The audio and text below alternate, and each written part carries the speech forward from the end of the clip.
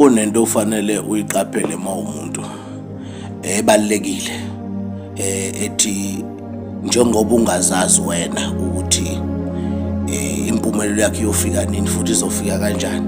Lokho kukutshela ukuthi ke awukwazi ukuhlala phansi futhi awukwazi ukuthi uma ubona into ingenzeki bese uyayeka, ngoba inkinga awazi uzophumelela nini futhi uzophumelela ngani. Ngoba mase uhleli phansi umbuzo ukuthi lento obefuna uyenze ukuze ikuphumelelise uzobusuyenzile yini, uzophumelela yini makunjalo. Akukwazi kanjalo. Awukwazi ukuthi ungathi usukhathele uphosa ithawula ukuthi sekunokhe kaningi iminyaka eminingi yangavuleka. Umbuzo ukuthi ungubani othengeke ivuleke yonke na? Angithi awuyazi impumela yakhe izofika nini. Manje uma uphonsa ithawula ke wena kuzokwenzakalani ngempilo yakho? Ngeke uye ndawo. Uyezilonge uma usaphila okusho ukuthi iningi into songayenza empilweni yakho, iningi ushintsho ongalenza empilweni yakho.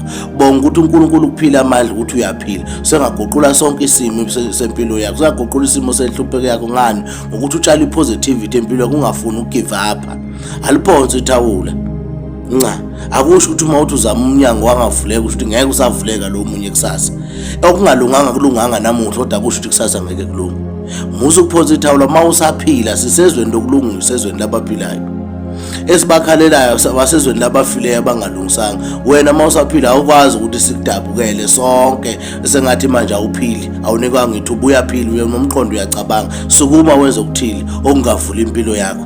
Impilo yakho ngeke uvulelwe omunye umuntu, ukuthi uzovulelwa uwe ukuthi usukume. Angeke uNkulunkulu asukuma azokukhandela indlu, angeke uNkulunkulu asukuma azokukhandela umsebenzi, angeke uNkulunkulu azokukhandela ibhizinisi.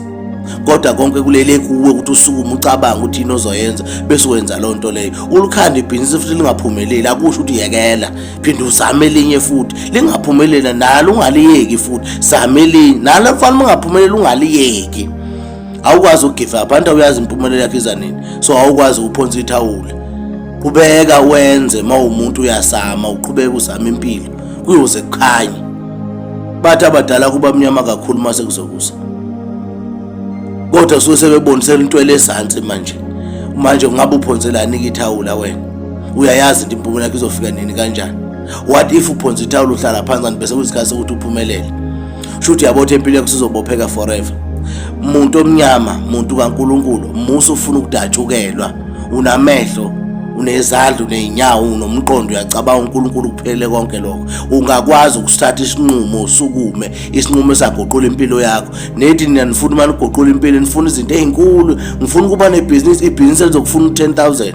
Usahlule nje ukuhlanganisa 1,000 rand. Engabe wenza indlela ukuthi lo 300 otholayo angikwenza ukuthi ukwazi 300 ungikhandela u600, 600 uzongikhandela 1.2 ukuze ukwazi ukufikela ufuna khona. Musu ukuphonsa ithawula. Awukwazi ukuphonsa ithawula uphile. Cabanga ngegama lakho, cabanga unabantwana ababheke wena.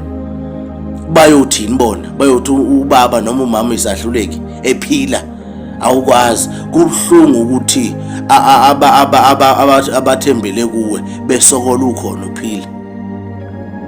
Kunabantu abasemajele ababoshiwe abafisa ukondla ingane zabo kodwa kulula. Kunabantu asebefile, abanye basema ICU. Alokhu ushintsha sebengalwenza empilweni. Wena uyaphila uright. Usengasukuma kwamanje uzama into ethile engashitshi impilo yakho.